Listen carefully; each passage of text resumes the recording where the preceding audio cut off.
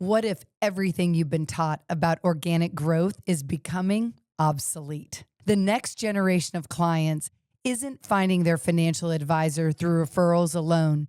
They're now finding them through algorithms.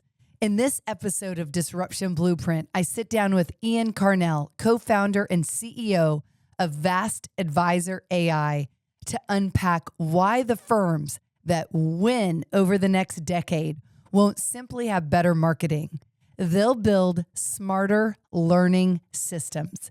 Together, we explore why first-party data is becoming one of the most valuable assets your firm can own, and how artificial intelligence is transforming every stage of client acquisition, and why enterprise value increasingly depends on creating repeatable, scalable, organic growth instead of relying on unpredictable referrals. You'll also learn what we're doing at RFG Advisory to build an AI-first growth engine that helps you spend less time chasing prospects and more time serving the clients you're uniquely positioned to help. If you're serious about growing your business, increasing enterprise value, and preparing for the next generation of wealth, this conversation will challenge you to think about marketing, tech, and the future of advice. Let's jump into it. Welcome to Disruption Blueprint with Shannon Spotswood from RFG Advisory. In this podcast, we help advisors grow their net worth, build their businesses, and maximize their independence. We've built an award-winning platform with innovative technology, comprehensive service, and a team of individuals who are experts in their field to serve advisors. Join us for this journey where we explore everything that has to do with running an independent advisor practice as we bring together successful advisors, industry experts, and innovative minds who are on the bleeding edge to challenge the status quo, foster new ideas, and create a path for advisors to unleash their growth potential. Now, on to the show. Welcome to Disruption Blueprint. This one is going to be pure fire. I am so excited to be joined by none other than Ian Karnell, co-founder and CEO of VastAI. Welcome, Ian. VastAdvisor.ai. It's all good. VastAdvisor. I forgot the advisor part. This has been the most anticipated podcast I've had all year for me. I have been so excited about doing this with you and having an opportunity to chat about this subject with you. I couldn't be more excited. So I'm honored. Thank you for having me on the show. Well, thank you for saying that. And the reason is because we're going to talk about one of our, mutually favorite topics, organic growth. And this is now the holy grail for advisors. You can't go anywhere, read an article, go to a conference without bumping into kind of the light bulb moment that the industry has been sustained by a pretty exciting wave of private equity money coming in, driving inorganic growth, and then buoyed by a very strong underlying performance in the market. And a lot of attention, a lot of resources are turning towards organic growth, which is something that you truly are an expert about. The very first time we met, I was like, oh my gosh. If there's a holy grail, that's what you're building. And I just think you have such a unique lens on it. So we both agree, and this is something that I feel is becoming increasingly clear to the rest of the industry, that there is no silver bullet for organic growth. If there was, the industry wouldn't be growing at, somewhere between 1.6 and 2% if we're lucky. Correct. So before we get into the channels and the tactics of AI, make the case for the audience of why do firms who are going to win over the next 5 years treat their marketing as a learning system? I love all these nuances in your language. Treat their marketing as a learning system instead of a series of disconnected, campaigns or disconnected technologies. Give us the framework for how to even begin to understand how do you build an engine for organic growth. All right. Well, let's first start with one of the big signals, one of the core motivations as to why we wanted to attack this problem. So you have $120 trillion of wealth shifting to digital first generations. And so these generations are discovering advisors and hiring advisors algorithmically, right? They're less reliant on referrals. Algorithms are driving their, what ends up in their feeds, what drives their resonance and engagement, but ultimately their consideration, right? So this is a completely different period of time when we think about how do you market to prospective investors. And so with that as kind of the broad context, um, you know, there's a compounding argument to be made as to how do you leverage systems today that help you learn. So, like firms running disconnected campaigns by impressions, if it begins and ends at that, you're losing a huge opportunity to learn. Each dollar spent is a data point, and I would even argue before a dollar is even spent, there are a multitude of data points upstream that can help inform your learning loops. And so that being, who are your ideal client profiles? What makes up? What are the data variables that make up an ideal client profile demographically, psychographically, messaging hooks and angles, content preferences? And then how do those ICPs translate into audiences on media platforms that can be targeted? And then all of the signals in between, such as what's the unique value proposition, what are positioning and offering insights, what are the specific offerings that you want and should present to that specific ICP, how does that translate into campaign themes, how do those campaign themes translate into budget models, like what's the optimal daily ad budget for a campaign targeting that Hmm. ICP through what specific channels and ad types. So there's this wealth of data that's available to firms that can inform repeatable, scalable, predictable growth engines and models, right? So if you're just running campaigns in isolation, you're losing an opportunity to really understand who your target audience is and how to drive resonance and engagement with that audience, so that you can repeat it and optimize it over time. So that's what we mean by kind of the winning firms, like you know that aren't just like doing disconnected campaigns, but understand the value of each one of those signals and how it can inform the next best campaign. So Given, where you sit in the market as an expert in this, when you say that, it sounds so obvious, and yet I don't hear of a lot of firms that are acting in that cohesive way around marketing as a learning system. Where do you think we are in the adoption curve or in the learning curve of where we have that breakthrough moment and this is just like everybody's working this way? yeah. Well, I think we're still early relative. It really depends on how you want to segment the market. I think the bigger firms are understanding this, right? I just read an article, I think it was in CityWire, that, it's like the 80-20 rule, right? 20% of the largest firms control like 80% of the assets. I think it's a little bit less than that, but it kind of works out to that. And these bigger firms have the capabilities. They have internal marketing teams. They've hired agencies. They have data lakes. They have data teams. I think we're going to start to see data scientists likely become become members of firms as we kind of accelerate into this new period of time with AI, like and AGI specifically accelerating everything. And so I think for the bigger firms, they're further along. They understand the value. I mean, you understand this. I mean, you launched a data lake 3 years ago. I think you were way ahead of your time. I mean, that's what when Bill Craig. I just spoke with Bill Krager recently, and he's like, he's like, the players out there that are disrupting things that are out in front.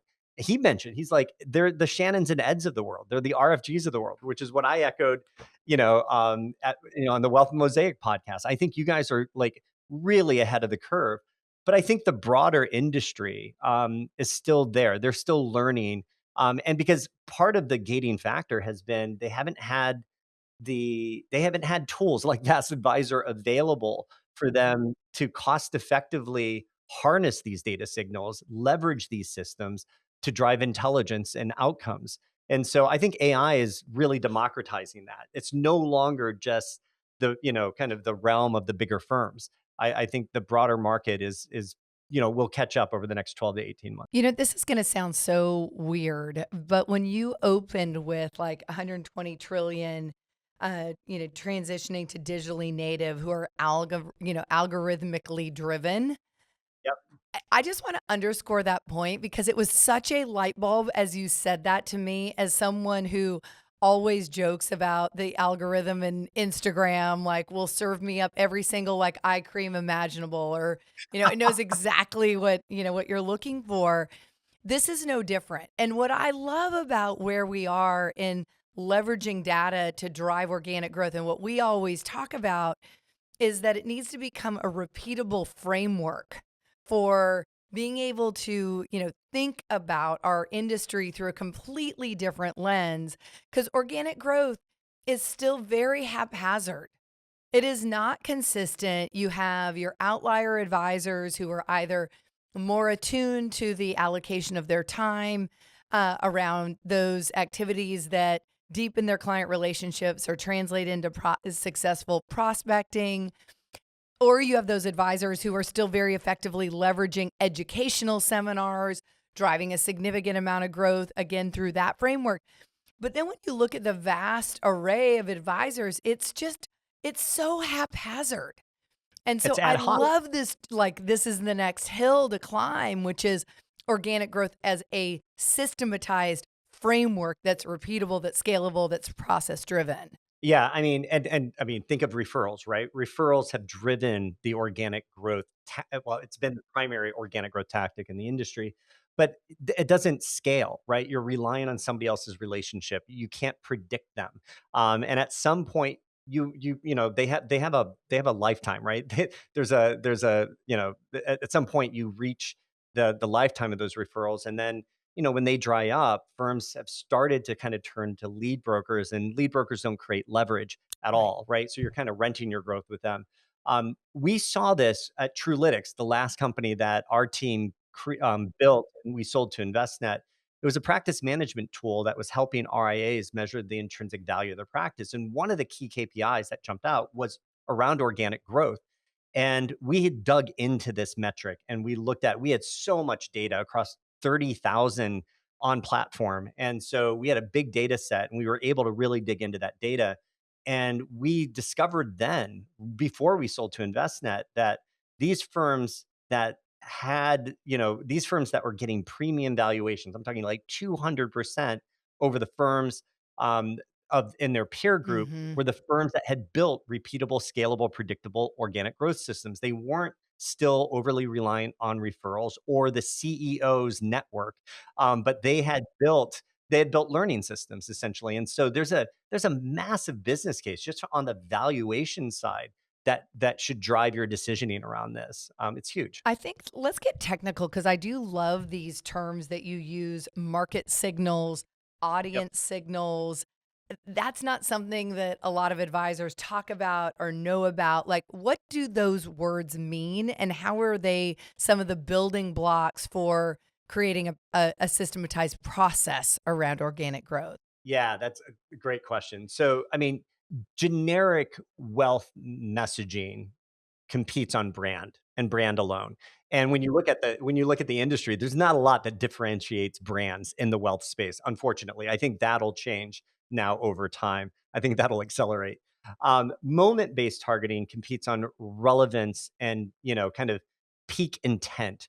And that could be money and movement type events. It could be real-time dynamic market signals. One of the things that we just integrated into our app are market signals, where you can surface market sentiment, you can surface business signals, you can surface regulatory signals and macroeconomic signals that also impact your ideal client profiles, as well. So we can infer which signals can match to a specific ICP that you can launch a campaign around. And so it's all around really understanding the intent of the audience. Most marketing fails because of a misalignment between the firm narrative and understanding that intent. And so those signals are really intent-based signals that we utilize as a way to align that messaging. So, it could be, a tech entrepreneur selling a company. It could be, a windfall, a job change. It could be a life event. Uh, women in financial transition through Mm-hmm. divorce or through, becoming a widow, that sort of thing. So those signals are really, really an important part of how a firm and understanding and incorporating those signals into their marketing systems can better align their narrative and drive what we call resonance, engagement. Mm-hmm. That's what will also differentiate you and help you stand out. And then obviously sitting at the middle of all of that is data. So how like what you guys are doing is so hyper specific and pinpointed and having that data. How much of it is reliant upon the firm, the data lake, the data Yep. posture, and how much of it is what Vast is able to tap into with the systems that you're building?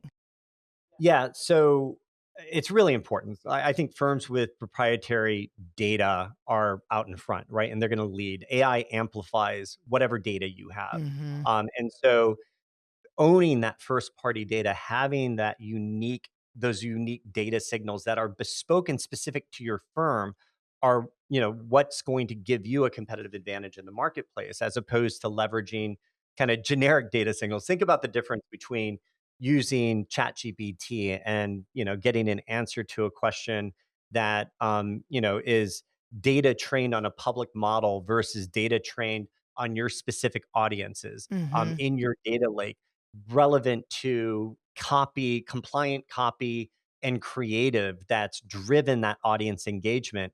That is specific to like an RFG and only RFG. You're not cross training that data. And so that data becomes an important part of the foundation that fuels what we call the advisor intelligence loop, right? So owning that first party data gives your firm the ability to drive differentiation in the market, competitive advantage in the marketplace, as opposed to like if you're buying leads from a lead broker, they're never going to share the first party data with you or the signal intelligence with you. I mean, though obviously you're buying a qualified lead, so you are buying some first party data. You're getting their contact information, their name. Ultimately, if they become a client, then all of that downstream first party data becomes part of your data lake.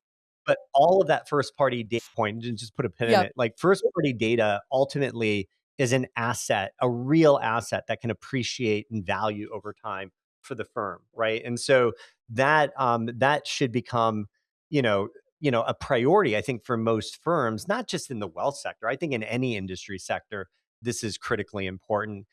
You have other regulatory factors that influence why first party data becomes valuable as well. When you look at privacy regulations, both domestically and internationally, having that first party data, having that permission to be able to, also interact with an individual, all of that becomes an important element of owning that first party data and, why that asset is important to prioritize. So, Let's shift a little bit. I think that the dots are connected on your data set of the existing clients that you're serving and how much, more effective you can be in deepening those relationships to prospecting. So this whole notion of learning velocity and the signals that you're capturing and generating through every campaign that you're running, what's working, what's not, all of that for the most part has been discarded. Like this is somewhat of a new frontier. So how should effective, growers, organic growers be looking at that feedback loop and thinking about the iterative process of that learning velocity and creating these hyper targeted campaigns that are on, relevance and all of these different nuances. I mean, it does sound a little bit like voodoo magic. I mean, so I think I mean, first and foremost, we're talking about tapping into data signals that are relatively new, right? When we talk about organic growth, the narrative of organic growth, particularly in wealth, a lot of these terms are relatively new, right?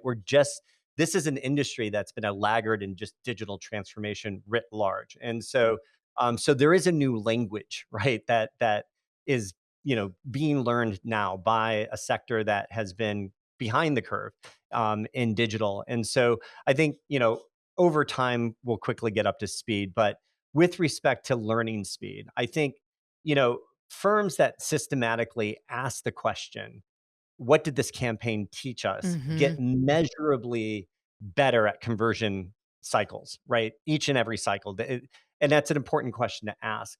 I think, those questions typically get asked, on a campaign by campaign basis. I think manual, optimizations have gated, I think, the opportunity to accelerate insights and learning speed, as we call it, to drive better outcomes. And what AI has done is really begin to build automations around asking that question, why? Why was that ideal client profile responsive to that compliant messaging? What were the channels and what were the ad formats that delivered that impression that led to that click, that led to that qualified lead, that led to the down funnel events, that we can then incorporate into our intelligence as well. So, first and foremost, you have to ask the question, why? I think secondly, if you can begin to audit, look at platforms that move beyond kind of like, I had no interest in building a marketing platform. I wanted to build a growth intelligence tool. And so that is predicated on learning loops and automating as much as possible how we answer the question why. The data that we capture, every signal that we capture informs the next decision, the next ideal client profile, the next campaign. And it equally informs what not to do as well, what failed, what's not working. I think that's Right. as equally important as what is working. So, Well, one of the things that you pointed out to me is like we used to live in this world of like A B testing. And yep, now you live in like I don't even know, A through M yep, testing of yep. this whole notion of that you can very quickly iterate and have 12 different slightly nuanced versions of the same campaign to identify which one is really going to be land the conversation. Right. And, again, the bigger firms have had this capacity to be able to do that mostly manually until, obviously AI arrived on the scene.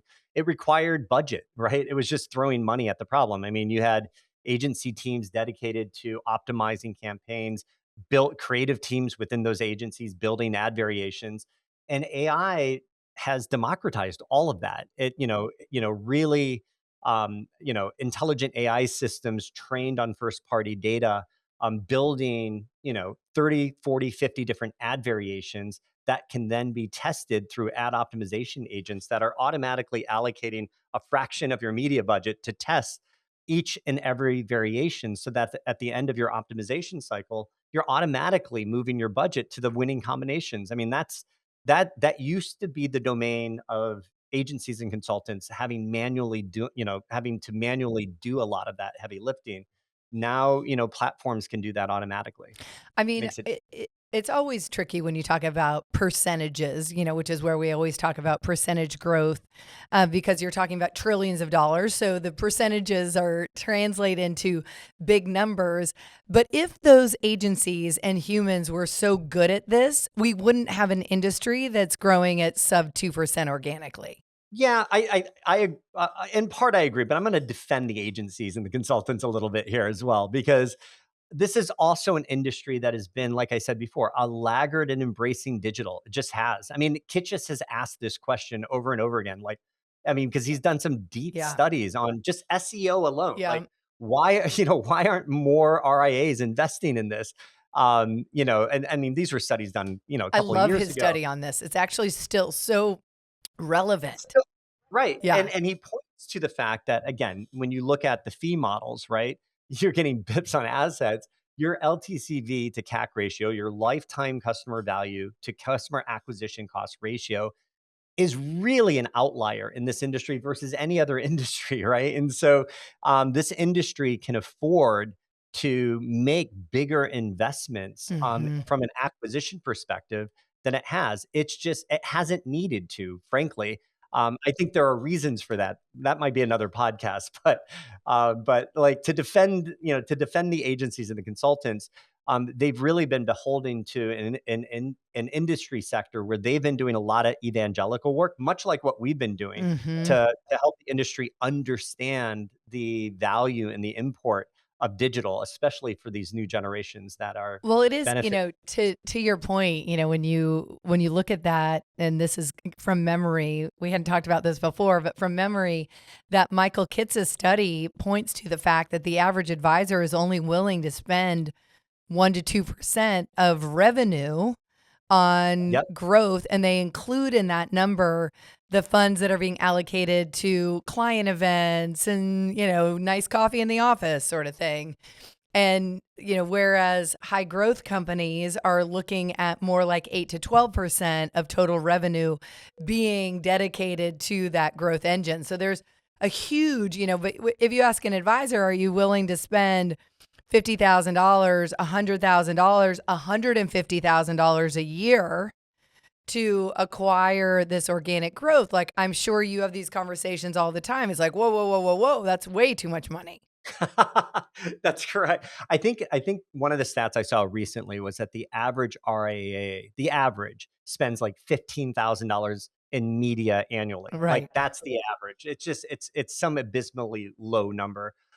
We built a tool within VastAdvisor that does growth modeling, right? And so before you even spend a dollar on a media campaign, our platform will recommend an optimal daily ad budget. So I did a demo this morning and we use live data to do all of this, but the recommendation was like $425 a day in your optimal daily ad budget. It amounted to like I think the math was like $45,000 media campaign Yeah. over a 3-month media spend.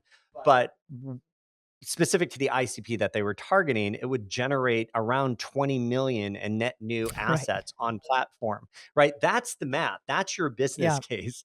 Obviously, that then translates whatever fee rate Right. you have. You can then forecast what your net revenue is going to look like. But that's the model. Like that's what you need to look at is and start to incorporate new metrics like return on ad spend as a part of the decision, like how you allocate budget to these new channels as a And you lever know for what I growth. love to do, and it's not rocket science, but take exactly where you just landed and then apply the multiple to it, to that new Yep. net revenue that you've generated and how much enterprise value you've created from that $45,000 ad spend. Yep. Yep. So That's like that's that's where staring a it's page like, out of True Lit. that's where it gets That's really fun. So one of the, that we've been working really hard at building and this realization is the bottom of the funnel. Like yep. you perfected the top of the funnel, and I think you're perfecting the top of the funnel. And that's where there's so much room to unlock growth, leveraging AI. But in a lot of ways, organic growth is as good as your ability to convert on the bottom of the funnel. How Couldn't agree big, more. like, what are your thoughts on that? Yeah, I couldn't agree more. I think with respect to obviously that which drive, I mean, so not just the bottom of the funnel, there's a middle of the funnel as well, right? So we have solved for the top of the funnel. We can deliver highly qualified leads into the CRM at a very cost-effective, efficient manner, in a very cost-effective, efficient manner. But for some firms, that could be drinking from a fire hose, right? And so if you have 70 qualified leads at the end of Right. 30 days, and you don't have lead nurturing workflows set up within your CRM, those, and by the way, those leads on our platform aren't being shared with anybody else. So it's not like a smart asset where you have to have a call center ready to go. Once you buy that lead, there are 5 other companies competing for that same lead. And it's all about how quickly you can call that prospective investor before your competitors, which I think is problematic in of itself. But but even though despite that, when you own the leads, you still have a shelf life, Right. right? Those leads are being marketed to by other advisors, other firms. They have high intent in most cases. They're looking for the right solution, the right advisor, and so you still have to have those nurturing workflows set up. You still have to have routing set up to the right advisor or to the right internal teams that will do the next level of qualification and then hand it off for, planning and then Mm-hmm. onboarding ultimately.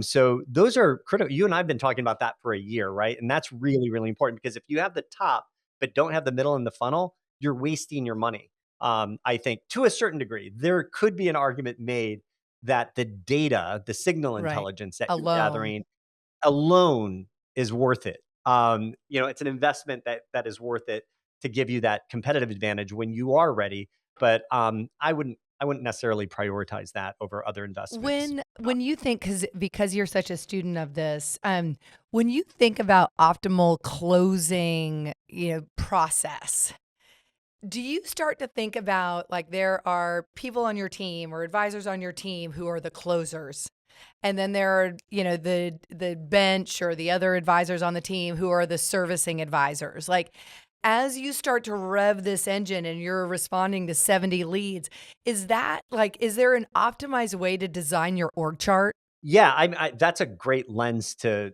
utilize, and kind of just as broadly thinking about how you should optimize your middle of the funnel and bottom of the funnel, because at some point technology can only do so much. So you have to show up, right? And so who's the best person to show up to nurture that relationship, build that relationship, evolve that relationship so that trust is established. Trust is foundational in this business, as we know, right? Which is why referrals have worked Yeah, so well in this industry, right. because you're dealing with lots of assets, tens and tens of millions of dollars in many cases. And so it's really important to understand who on your team is best equipped to do that. And to the extent that you need coaching, make sure to invest in that coaching so that you are putting your best foot forward. And you're really, optimizing the top of the funnel is no different than optimizing the middle of the funnel from a nurturing perspective and a bottom of the funnel from a conversion perspective. And so I think that's a really healthy way to look at that. And when you think about learning speed, note takers are a great tool to utilize, right, for that. So like note takers, I think note takers are so powerful in the middle of the funnel and the bottom of the funnel. And they do such a great job taking what we hand off and then providing those learning insights as to kind of what's happening and what you need to optimize as you go through the middle and bottom of the funnel. So It's really gonna combining, it's such a good point because, yeah, what we're obviously in partnership and investors in Zox, and what amazing. we're working on with them it's in beta with our advisors right now, is during that, let's say you have an advisor who's kind of the closer, right? They're great on that first call, sharing the value proposition of the firm. This is what it's going to be like to work with us, blah, blah, blah, blah. And then you go into that intake call. Well, now we're in a place where the note takers can capture all of the verbal communication and create the paperwork simultaneous with that conversation happening, so that you're going to have this, like, hang up the phone and the paperwork's ready. And the client is going to start to feel like, oh, this is highly curated. This is a well-oiled machine. Like, it's just building those intangible data points around trust. So I think you're right. I think that not only are the AI note takers unlocking this tremendous insight into how do you leverage those nurture campaigns for your existing clients? How do you put different, opportunities, estate planning, tax planning, insurance, like all of these things in front of your clients when they need them the most proactively? But it also is going to make just the overall experience feel so much more seamless.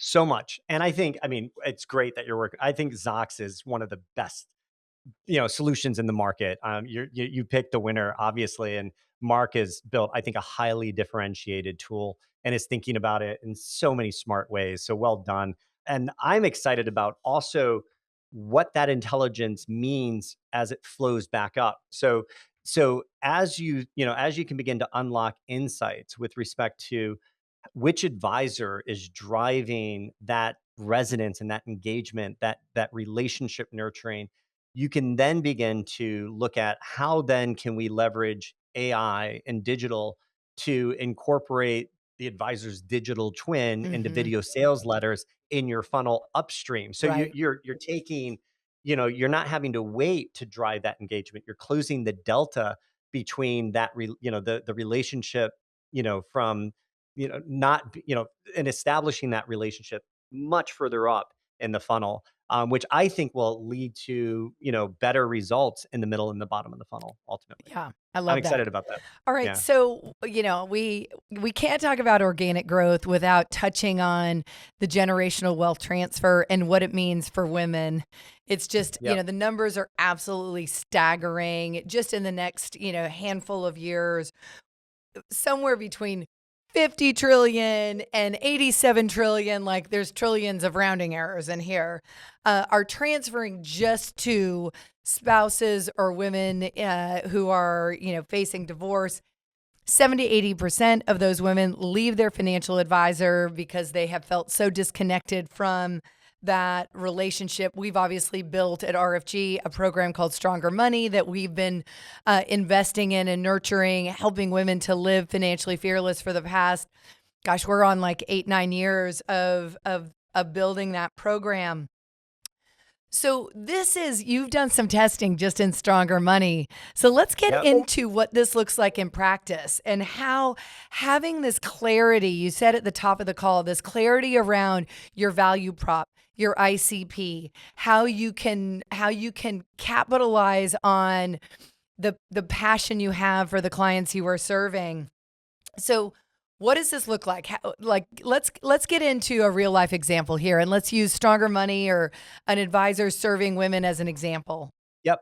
So I think where most firms get it wrong is they market broadly to households, and to just purely kind of demographic variables within those households, right? So, and mostly AUM based, right? And that's where they begin and end. And I think that's where they are missing a huge opportunity. They're not marketing to the individual. And so, in the test that we did with you, what really excited me was that our platform auto-generated the Strong Her Money Rebuild After Divorce campaign, for Valer, one of the DBAs in your network, and it surfaced a psychographic profile, specific to that ICP. So, nuanced insights around the fear of being taken advantage of, the need for empathy and structure, and that then generated a forecasted media or an optimal media spend of like $7,200 over a 3-month campaign with a projected return on ad spend of like 2.4. And so but the insights, those nuanced insights, around values and motivations, pain points, are really, really important signals that drive. We've talked about resonance a number of times throughout the call. That drives resonance, right? This is what differentiates those who win and those who, fall short, in digital, right? We have the opportunity to leverage large data sets, that drive that insight. And so, I've always I've always said there are riches and niches, right? I think I Yeah. didn't coin that; somebody else did, but it's so true. Like, and before AI, um, when you launched a campaign, an effective campaign, the foundational research required to stand up an effective campaign meant that you were doing interviews with your Right. target audience to surface those insights on a one-to-one basis, right? I would do that. At least I would go and I would call into 20 of my target clients that I wanted to run a campaign against. And I would look at their LinkedIn profile. I would look at who they followed. I would look at what groups they belonged to. I would schedule interviews where I wanted to understand what kept them up at night. I wanted to understand, are they a mom or a dad? How many kids did they have? What was a day in their life of their job? What were some of their, what were the things that were driving self-actualization for them? What were their, kind of dreams and motivations? And we would capture all of those manually in a spreadsheet. And then our copy and creative would be based on those nuanced insights. AI and access to large publicly available data sets from like Pew Research and Meta for Business and Boston Consulting Group now really makes that foundational research process. It takes minutes versus months. It used to take me 3 months to conduct that type of foundational research. Now it takes 3 minutes. And it's such a force multiplier when you expose those insights into a campaign development process, because you get better copy and you get better creative that really speaks to the ICP that you're targeting. So let's talk specifically about like Vast Advisor, what you're building. I want you to just share. Obviously, you had this successful company in Trulytics that was really early in identifying the focus on, are you creating enterprise value? So talk to us about Vast. And then I want you to answer the question, which is, I think there is a high degree of skepticism, burnout on the ROI from my ad spend. So what you've done specifically to engineer around, like, these are the predicted results. You've touched on this already, but circle back to that, because that is, I think, what is a big differentiator in where you're playing versus, you don't even really have competitors, but where you're playing versus the historical model. Yeah, not yet. We anticipate them. I'm not a big fan of being the first in the market Right. as a lifelong entrepreneur, but our early success has given me a little bit more confidence that we're onto something here. So the team that built Trulytics is the same team that built Vast. Eli Gassert, our CTO, left InvestNet. I left InvestNet a couple of years ago because I was really motivated to go do this and build a solution for this, for the sector around organic growth. And AI had just hit the scene. So as a lifelong entrepreneur, I'm like, I got really excited about doing that. Eli joined me about just over a year, maybe a year and a half ago. He left InvestNet to become our chief technology officer. And then most recently, my twin brother, Jeremy, left InvestNet. He headed data solutions there. He was the CEO of Trulytics, and he just joined us as our chief product officer. And amazing things have happened since then. So it's the same team that built it. And we, like I said before, we weren't motivated to build a marketing tool on its, like, by itself. Like, that wasn't motivating for us. That wasn't differentiating for us. We wanted to build a growth operating system. And so a big part of that was and we weren't motivated to build a software tool around a publicly available, around chat GPT. Right. And just, because I think software is relatively commoditized these days. And so it's really all about, how do you extract unique data that builds a firm's identity? How do you leverage that insight to identify ideal client profiles specific to that firm? Lord knows that this industry has had a problem articulating who their, target segments are, I think, just in general, and be specific about it. And then how do you activate those audiences? And so we built a very sophisticated campaign orchestration layer. We built we couldn't just build that without solving also problems around compliance and governance. That had to also be built into the Mm-hmm. architecture of the application. And so we coined phrases around, generative compliance Yeah. was, something that we've been talking about for years. Like, this idea of, how do you build generative compliance at the time assets are being created, so that it's, active and dynamic and tied to, through APIs, into what's going on with SEC and FINRA. And how do you build AI telemetry at at an architectural level, so that you can understand every decision being made at an agent, sub agent, and workflow perspective. And so we've done all of the heavy lifting. We built the architecture in a way that can survive a highly regulated industry like this, which I think has been part of the gating Yeah, factor I in agree. embracing it, right? That's been like, you're not going to risk your firm's Right. reputation over something that's easily, that can be easily overlooked in a channel. And so AI is, I think, fundamentally transformed all of that. So that was kind of foundational to what we wanted to solve. And then where we went beyond was building Vast Advisor IQ, this advisor intelligence loop, where we're building systems that can learn, and we can automate that learning, so that a firm can institutionalize their growth Mm-hmm. intelligence. Think about all of the firms who've lost, you know, the ability to replicate organic growth because a key person leaves the company, the CEO gets bought out. Or think about it from a network perspective. The lack of institutional knowledge around the network's ideal client profiles and how they translate into targetable audiences across those platforms. And so those are the things that we built for large enterprises, wealth enterprises, and for RIAs.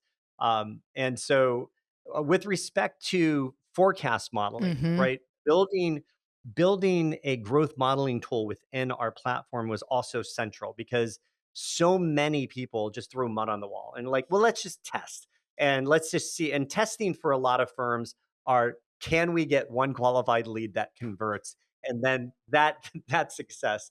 I would argue that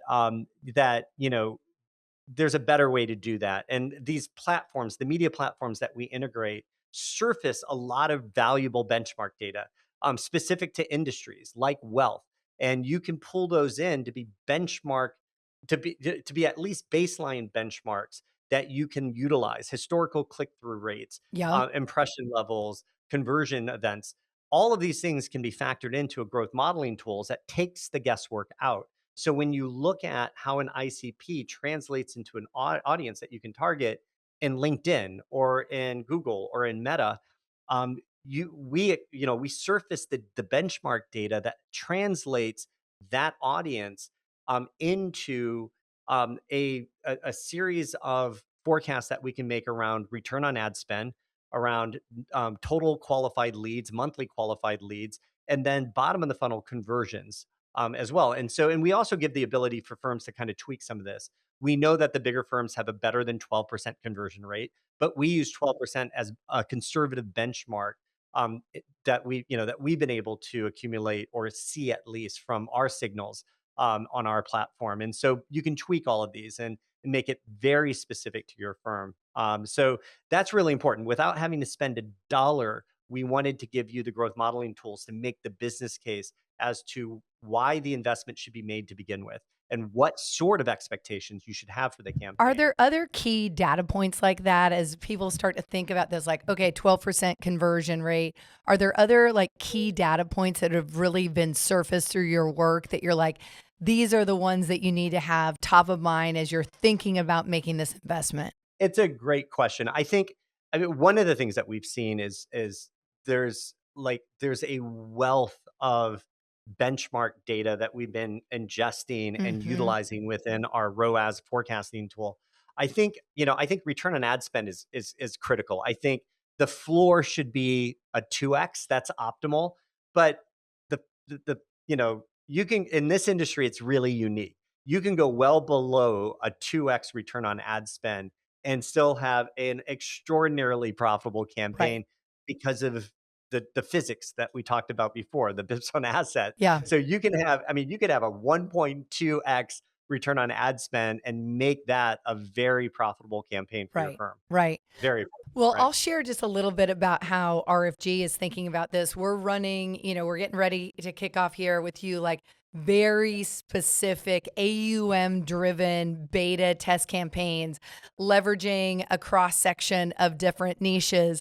And what I'm looking for is what's the total budget? What's the speed that we can hit that AUM target? And then we'll be able to over time, watch what is the wallet share expansion, what is the retention of those clients, like what is that. But early on, like what I really encourage firms as you're starting and encourage advisors as you're starting to think about this is like, AI is blowing my mind as it relates to the bottom of the funnel. Like the work that we are doing in AEO, SEO, optimized website builds, creating this ICP, creating the brand voice, being able to create these nurture campaigns and have all of those tools just at the advisor's fingertips to be able to top into this top of funnel, rain making machine that you're building. But I think this is a really low risk way to be able to say, like, our industry, for good, bad, or indifferent, we live in an AUM world. So if you talk to an advisor, you talk to another CEO, they're always going to say, "Oh, we're 20 billion. We want to get to 50 billion." And advisors like, "I'm 200 million. I want to get to 500 million. I'm 500 million. I want to get to 2.5 billion." If we can start to break that down into actionable chunks, if we can say, all right, $20 million cost X and took me X number of weeks to get there or months to get there, I think that it allows you to have that confidence of building on that momentum. So that, for what it's worth, just to share, that is how RFG is approaching it. And I'm happy to, to read out at the end of the year, kind of where are we in this? I have a tremendous amount of confidence. But we have done the heavy lifting of building the infrastructure to be ready to receive the leads. Right. Right. Well, and to be fair, you and I began talking about this a year Yeah. ago, right? And so, and you did the heavy lift. You did the hard work over the last 12 months to really focus on priorities that were bottom of the funnel, middle of the funnel, and some of the innovations that you're bringing to the market. I'm really excited. I think you are one of the, you know, really one of the best disruptors out there at the forefront of what defines a AI first firm in today's world. I think what you and Ed are doing are just like, it's really exciting to see. It'll be exciting to be part of. We should do a follow-up Oh, podcast for sure. that does the readout, right? Because I think it's interesting. I think one of the, obviously we want to look at how quickly we can land a net new 20 million in AUM, right? Yeah. Through these systems. The other part of that is okay, what did we learn, and how can we accelerate that through the next iteration and the iteration after that? And I love and I think we need to incorporate also that lens of valuation impact. Like, how is that driving the business value over time? And like that becomes like a force multiplying Yeah. lever in making these investments, I think much more palatable. Well, for Um, us, and this is what I love, put the flag in the ground. So yep, across our network, we generate an organic growth of it's right about 10.4% is usually yep, like right where we are, sometimes a little bit more, sometimes a tad bit, but we're always over 10.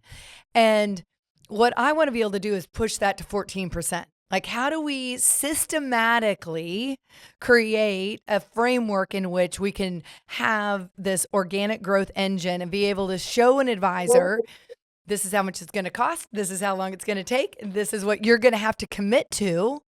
Because it's like anything in life, like if you're not all in, it ain't going to work. So, this is what it's going to require in terms of time, intentionality, and the rest of it. But I'm so excited about this because this is why I love that you hadn't said this to me, but it really was like, wow, such a light bulb moment. This is not only about capturing this generational wealth, all this money in motion to women in next gen and all the rest of it, but the realization that we are living in an algorithm driven world. yep, yep, yep. And how prepared are we for that? I think we're just starting. We're just Right? starting. We're just starting. Thankfully, we have new technologies that we've never had before that help us get up that curve quickly.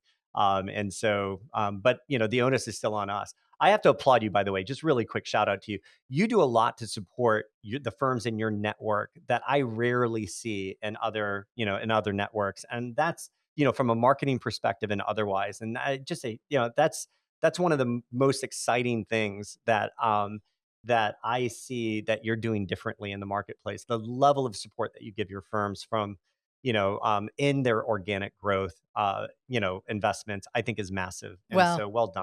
I It's appreciate you huge. saying that because it is a tremendous amount of work, but it came, why do we have a marketing stipend that's allocated towards supporting Right. organic growth? Was this realization that advisors are like, oh yeah, I'm investing in like $10,000 a year. It's like, it's not going to get the job done. Like if you Right. really want to drive organic growth, then it requires a professionalized attention to it as well as a real investment. So the more prescriptive we can get in turning that dial to support our advisors and the businesses that they want to build. And what's so cool about this to me, the underlying, like the enterprise value is amazing, the organic growth, all the rest of it. But what really gets advisors, like, as they like to say in Birmingham, like what cranks their tractor is when they get to serve more clients that look like their favorite client. That when the Yep. phone rings and they're like, like, I love that client. And if you could help them identify more of those people who they're highly values and passion aligned and they have this disproportionately positive impact on, like it has this, that's the 10x multiplier. Like I've been thinking a lot about, I love why I love the just the construct of why is 10x easier than 2x. And the whole premise of that book is if you really want a 10x, you just have to make harder calls. Like 2x is actually not that hard to do, and you can take multiple pathways to get there. But 10x requires like a diligence and ruthlessness that is quite significant. And so I've been thinking a lot about like the 10x variable on kind of two quadrants. One is just straight, finance bro, let's look at the numbers and how do you 10x your business.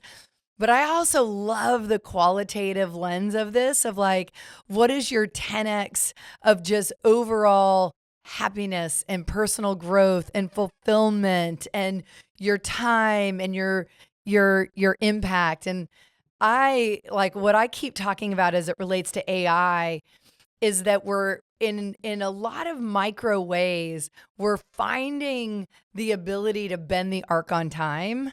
And that is something we've never been able to do before. Totally agree. I couldn't agree more. Totally agree. Well, I look forward to part 2 when we're like, don't walk the walk and talk the talk. We're going to bring the numbers and like read it out. I love it. But congratulations. Where can everybody find you? Well, they can find us online at VastAdvisor.ai. They can find us on LinkedIn by searching for VastAdvisor or Ian Karnell or Jeremy Karnell, the Karnell twins. Right. And your new mascot puppy. Oh, yeah. Oh, he was right next to me. I could have showed. He was, my little Cavapoo, Rufus, our chief morale officer. Yeah, he's amazing. Well, this was so great. Thank you so much, Ian. I always love being with you, and I can't wait to chart the future together. Likewise. Thank you. Thanks. Thank you for listening to the Disruption Blueprint podcast. Click the follow button to be notified when new episodes become available. Visit our website at www.rfgadvisory.com or schedule a call on our advisor resources page. Content here is for illustrative purposes and general information only. It is not legal, tax, or individualized financial advice, nor is it a recommendation to buy, sell, or hold any specific security or engage in any specific trading strategy. Information here may be provided in part by third-party sources. These sources are generally deemed to be reliable. However, neither our guest nor RFG Advisory guarantee the accuracy of third-party sources. The views expressed here are those of our guest. They do not necessarily represent those of RFG Advisory, its employees, or its clients. This commentary should not be regarded as a description of advisory services provided by RFG Advisory or performance returns of any client. The views reflected in the commentary are subject to change at any time without notice. Securities offered by registered representatives of Private Client Services, member FINRA SIPC. Advisory services offered by investment advisory representatives of RFG Advisory, a registered investment advisor. Private Client Services and RFG Advisory are unaffiliated entities. Advisory services are only offered to clients or prospective clients where RFG Advisory and its representatives are properly licensed or exempt from licensure. No advisory services may be rendered by RFG Advisory unless a client agreement is in place. RFG Advisory is an SEC-registered investment advisor. SEC registration does not constitute an endorsement of RFG by the Commission, nor does it indicate that RFG or any associated investment advisory representative has attained a particular level of skill or ability.